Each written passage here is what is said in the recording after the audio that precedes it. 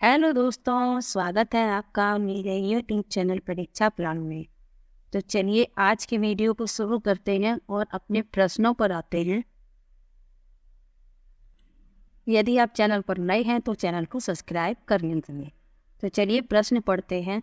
बच्चों द्वारा की जाने वाली त्रुटियों के संबंध में निम्नलिखित में से कौन सा कथन सत्य है? पहला विकल्प है, यदि एक शिक्षक कक्षा कक्ष में सभी बच्चों की त्रुटियों को सुधारने योग्य नहीं है तो यह संकेत करता है कि शिक्षक शिक्षा की व्यवस्था में असफल है। दूसरा है, एक शिक्षक को प्रत्येक त्रुटि पर ध्यान नहीं देना चाहिए अन्यथा पाठ्यक्रम पूरा नहीं होगा। तीसरा विकल्प है, प्रत्येक त्रुटि को सुधारने में बहुत अधिक समय लगेगा तथा एक शिक्षक के लिए थकाने वाला होगा। और चौथा विकल्प है, स्वयं बच्चों द्वारा त्रुटियों को सुधारा जा सकता है, इसलिए शिक्षक को उन्हें तुरंत नहीं सुधारना चाहिए। तो इस प्रश्न के लिए पहला विकल्प सही होगा। यदि एक शिक्षक कक्षा कक्ष में सभी बच्चों की त्रुटियों को सुधारने योग्य नहीं है तो यह संकेत करता है कि शिक्षक शिक्षा की व्यवस्था में असफल है। पहला विकल्प सही है। अगला प्रश्न देखते हैं। नर्सरी कक्षा में शुरुआत करने के लिए कौन सी विषय वस्तु सबसे अच्छी है? पहला विकल्प है मेरा विद्यालय, दूसरा विकल्प है मेरा परिवार, तीसरा विकल्प है मेरा प्रिय मित्र और चौथा विकल्प है मेरा पड़ोस। तो प्रश्न में कहा गया है नर्सरी कक्षा, तो मेरा विद्यालय नर्सरी कक्षा का जो बालक है वो विद्यालय के बारे में नहीं जानता, प्रिय मित्र के बारे में नहीं जानता, मेरा पड़ोस उसके बारे में भी उसे ज़्यादा जानकारी नहीं होती, लेकिन मेरा परिवार इसके बारे में बच्चे को जानकारी होती है। इसलिए सबसे अच्छी जो विषय वस्तु है वह है मेरा परिवार। बी विकल्प इसमें सही है। अगला प्रश्न है, प्राथमिक कक्षा में सकारात्मक वातावरण निर्मित करने के लिए एक शिक्षक को पहला विकल्प है विभेद नहीं करना चाहिए और प्रत्येक बच्चे के लिए समान लक्ष्य सुनिश्चित करने चाहिए। दूसरा है, समूह गतिविधियों के दौरान समाज मिति के आधार पर उन्हें अपने समूह बनाने की अनुमति देनी चाहिए। तीसरा विकल्प है, सकारात्मक अंत वाली कहानियाँ सुनानी चाहिए। और चौथा विकल्प है, सुबह प्रत्येक बच्चे का अभिवादन करना चाहिए। तो प्राथमिक कक्षा में सकारात्मक वातावरण निर्मित करने के लिए पूछा गया है तो पहला विकल्प सही होगा कि विभेद नहीं करना चाहिए और प्रत्येक बच्चे के लिए समान लक्ष्य सुनिश्चित करने चाहिए। ये विकल्प सही है। अगला प्रश्न देखते हैं। एक बच्चा जो से ग्रस्त है वह साकोवाज न्यूक्लियर और अनक्लियर में अंतर नहीं कर सकता। तो पहला विकल्प है डिसलेक्सिया, दूसरा विकल्प है शब्द जम्बलिंग विकार, तीसरा विकल्प है डिसलेक्समिया और चौथा विकल्प है डिसमोर्फिया। अब प्रश्न में कहा गया है कि साकोवाज और न्यूक्लियर और अनक्लियर में अंतर नहीं कर पाता तो वो बालक जो है डिसलेक्सिया से पीड़ित है। ये विकल्प इसमें सही है। अगला प्रश्न देखते हैं। निम्नलिखित में से कौन सी विशेषता समस्या समाधान उपागम का विशेष चिन्ह है? पहला विकल्प है समस्या मौलिक होती है, दूसरा विकल्प है सही उत्तर प्राप्त करने का सामान्यतः एक उपागम होता है, तीसरा विकल्प है समस्या केवल एक सिद्धांत प्रकरण पर आधारित होता है और चौथा विकल्प है समस्या कथन में संकेत अंतर्निहित रूप से दिया होता है। तो समस्या समाधान उपागम का विशेष चिन्ह पूछा गया है तो डी विकल्प सही होगा कि समस्या कथन में संकेत अंतर्निहित रूप में दिया होता है। डी विकल्प सही है। अगला प्रश्न देखते हैं। प्रतिभाशाली शिक्षार्थी, पहला विकल्प है शिक्षकों से स्वतंत्र होते हैं, दूसरा विकल्प है स्वभाव में अंतर्मुखी होते हैं, तीसरा विकल्प है अपनी आवश्यकताओं को दृढ़तापूर्वक नहीं कह पाते और चौथा विकल्प है अपने निर्णयों में आत्मनिर्भर होते हैं। तो प्रतिभाशाली विद्यार्थी के बारे में बताना है तो प्रतिभाशाली विद्यार्थी अपने निर्णयों में आत्मनिर्भर होते हैं। डी विकल्प इसमें सही है। अगला प्रश्न है, चिंतन के सूचना प्रक्रमण सिद्धांत में निम्नलिखित चरण आते हैं। प्रतिक्रिया क्रियान्वयन, प्रतिक्रिया चयन, श्रेणीकरण, पूर्व प्रक्रमण। तो इसमें इन चरणों का सही क्रम है, तो सही क्रम बताना है इनमें। तो सबसे पहले आएगा पूर्व प्रक्रमण, फिर आएगा श्रेणीकरण, उसके बाद आएगा प्रतिक्रिया चयन और प्रतिक्रिया क्रियान्वयन, यानी पहले घा फिर गा फिर खा फिर का। डी विकल्प इसमें सही हो। अगला प्रश्न है, सीखने संबंधी नियोग्यताएं सामान्यता। पहला विकल्प है औसत से श्रेष्ठ बुद्धि लब्धि वाले बच्चों में पाई जाती हैं। दूसरा विकल्प है लड़कियों की तुलना में अधिकतर लड़कों में पाई जाती हैं। तीसरा विकल्प है अधिकतर उन बच्चों में पाई जाती हैं जो शहरी क्षेत्रों की अपेक्षा ग्रामीण क्षेत्रों से संबंध रखते हैं। और चौथा विकल्प है उन बच्चों में पाई जाती हैं विशेषता जिनके पैतृक अभिभावक इस प्रकार की समस्याओं से ग्रसित होते हैं। तो सीखने संबंधी नियोग्यताएं सामान्यता, डी विकल्प इसमें सही होगा। उन बच्चों में पाई जाती हैं विशेषता जिनके पैतृक अभिभावक इस प्रकार की समस्याओं से ग्रसित होते हैं, क्योंकि ये वंशानुगत होती हैं और एक पीढ़ी से दूसरी पीढ़ी में चलती जाती हैं। डी विकल्प इसमें सही होगा। मोनिका जो गणित की शिक्षिका है, राधिका से एक प्रश्न पूछती है। राधिका से कोई उत्तर न मिलने पर वह तुरंत मोहन से दूसरा प्रश्न पूछती है। जब उसे महसूस होता है कि मोहन उत्तर बताने में संघर्ष कर रहा है, तो वह अपने प्रश्न के शब्दों को बदलती है। मोनिका की यह प्रवृत्ति प्रदर्शित करती है कि वह, पहला विकल्प है, इस तथ्य को पूर्णता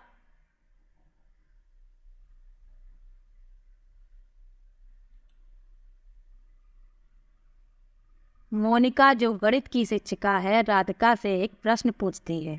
राधिका से कोई उत्तर न मिलने पर वह तुरंत मोहन से दूसरा प्रश्न पूछती है। जब उसे महसूस होता है कि मोहन उत्तर बताने में संघर्ष कर रहा है, तो वह अपने प्रश्न के शब्दों को बदलती है। मोनिका की यह प्रवृत्ति प्रदर्शित करती है कि वह, पहला विकल्प है, इस तथ्य से पूर्णतः परिचित है कि राधिका सवालों के जवाब देने के योग्य नहीं है। दूसरा विकल्प है, अपने सवाल के प्रति थोड़ा घबरा गई है। तीसरा विकल्प है, मोहन का पक्ष लेकर लिंग भूमिकाओं में रूढ़िबद्धता को बढ़ावा दे रही है। और चौथा विकल्प है, राधिका को किसी उलझनपूर्ण स्थिति में नहीं डालना चाह रही। तो प्रश्न पढ़ने में ही समझ में आ जाता है कि उत्तर क्या होगा। प्रश्न में साफ साफ लिखा है कि राधिका जब उत्तर नहीं दे पाती है तो वह मोहन से तुरंत दूसरा प्रश्न पूछती है, लेकिन जब वह देखती है कि मोहन प्रश्न का उत्तर नहीं दे पा रहा है तो तब वह अपने प्रश्न के शब्दों को बदलती है। तो इसका अर्थ है कि मोहन का पक्ष लेकर लिंग भूमिकाओं में रूढ़िबद्धता को बढ़ावा दे रही है। तो सी विकल्प इसमें सही होगा। अगला प्रश्न है, सीखने के लिए आकलन निम्नलिखित का ध्यान रखता है सिवाय।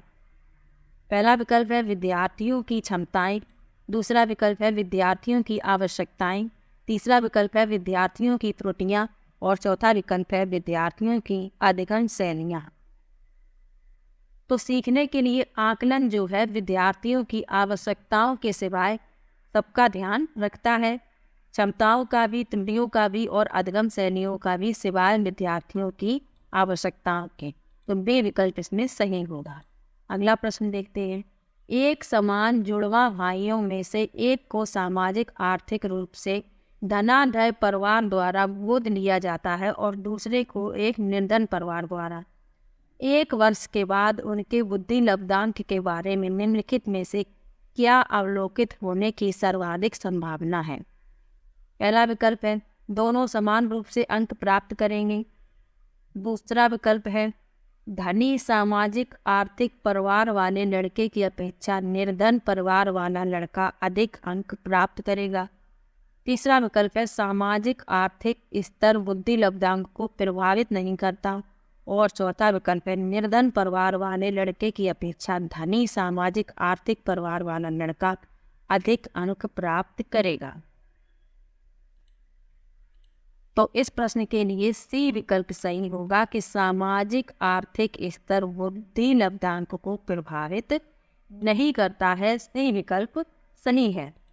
अगला प्रश्न है, निम्नलिखित में से कौन सा सूक्ष्म गतिक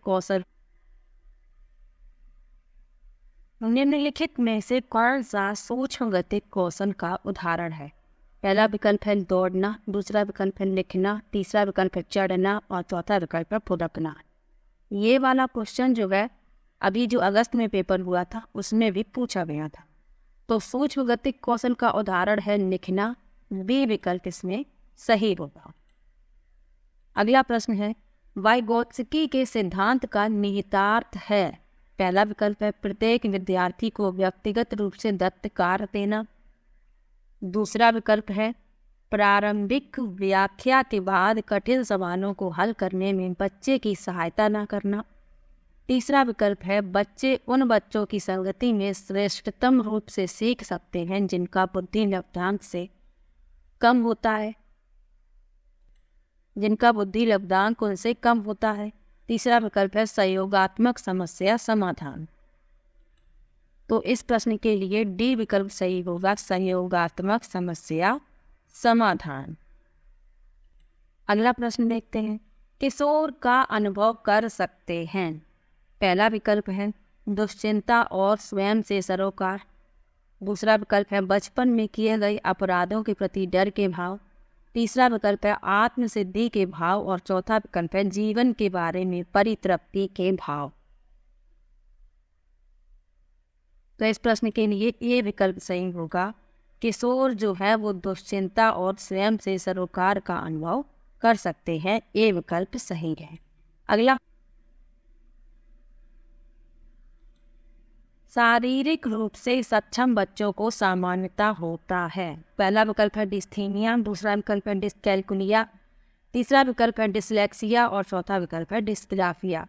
तो शारीरिक रूप से सक्षम बच्चों को सामान्यता डिस्ग्राफिया होता है। डी विकल्प इसमें सही है। अब ये तीन और विकार जो दिए गए हैं उनके बारे में समझ लीजिए। डिस्थीनिया जो है ये मानसिक विकार है, डिस्कैल्कुलिया गणित से संबंधित विकार है, डिसलेक्सिया पठन विकार है और डिस्ग्राफिया लिखने से संबंधित है। इसमें बच्चे जो है वो गंदा लिखते हैं, स्पष्ट नहीं लिखते हैं। अगला प्रश्न है आंशिक पुनर्वलन। पहला विकल्प है सतत पुनर्वलन की अपेक्षा कम प्रभावी होता है, दूसरा विकल्प है वास्तविक कक्षा कक्ष में अनुप्रयुक्त नहीं किया जा सकता, तीसरा विकल्प है पशुओं को प्रशिक्षित करने में सर्वाधिक कार्य करता है और चौथा विकल्प है सतत पुनर्वलन की अपेक्षा अधिक प्रभावी होता है। तो इस प्रश्न के लिए डी विकल्प सही होगा, आंशिक पुनर्वलन सतत पुनर्वलन की अपेक्षा अधिक प्रभावी होता है। डी विकल्प सही है। अगला प्रश्न देखते हैं, एक सशक्त विद्यालय अपने शिक्षकों में निम्नलिखित योग्यताओं में से किसे सर्वाधिक बढ़ावा देगा? पहला विकल्प है अनुशासित स्वभाव, दूसरा विकल्प है प्रतिस्पर्धात्मक अभिवृत्ति, तीसरा विकल्प है परीक्षण करने की प्रवृत्ति और चौथा विकल्प है स्मृति।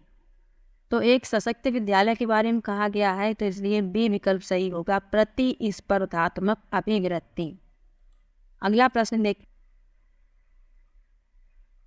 निम्नलिखित में से अंतः विषयी अनुदेशन का सर्वोत्कृष्ट लाभ यह है कि पहला विकल्प है पाठ योजना बनाने और गतिविधियों में शिक्षकों को अधिक लचीलेपन की अनुमति होती है, दूसरा विकल्प है विद्यार्थियों को सीखे गए ज्ञान का बहु संदर्भों में अनुप्रयोग करने और सामान्यीकृत करने के अवसर दिए जाते हैं, तीसरा विकल्प है प्रकरणों की विविधता जिन्हें परंपरागत पाठ्यचर्या में संबोधित किए जाने की आवश्यकता है से शिक्षकों के अभिभूत होने की कम संभावना होती है, और चौथा विकल्प है विद्यार्थियों में विभिन्न विषय क्षेत्रों के विशेष प्रकरणों के प्रति नापसंदगी विकसित होने की कम संभावना होती है।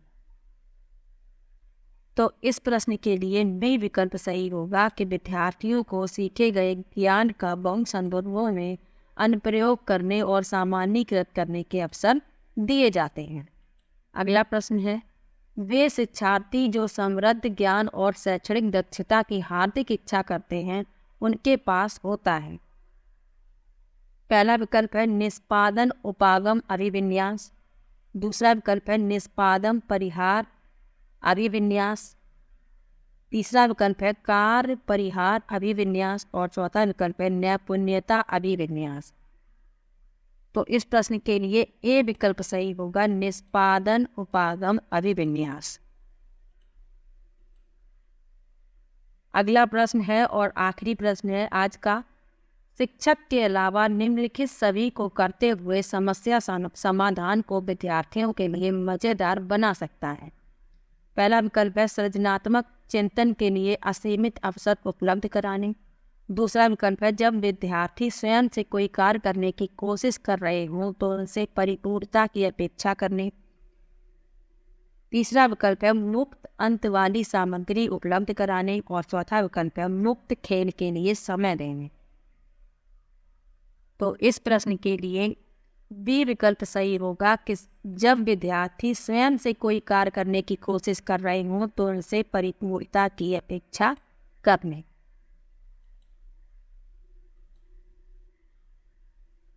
तो आज का वीडियो कैसा लगा कमेंट बॉक्स में ज़रूर बताइएगा। वीडियो को लाइक और चैनल को सब्सक्राइब करना मत भूलिएगा। मिलते हैं एक और नई वीडियो के साथ, तब तक के लिए बाय बाय।